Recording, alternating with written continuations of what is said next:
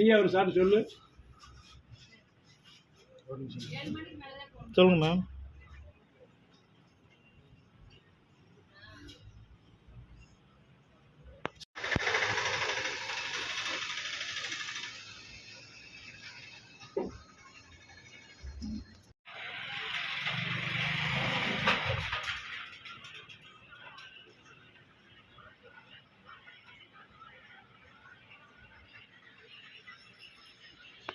காஷ்மீர் வரைக்கும் அடிச்சு தள்ளிட்டு போவேன். சிம்லா வரைக்கும் போயிட்டு வந்துட்டேன். போகாத இடம் இமயமலை மட்டும்தான். மற்ற எல்லா இடமும் சுத்திட்டார். அம்மா இருந்தா உள்ளூருக்குள்ள சுத்துறதுக்கே நேரம் பத்த மாட்டேங்குது. அதெல்லாம்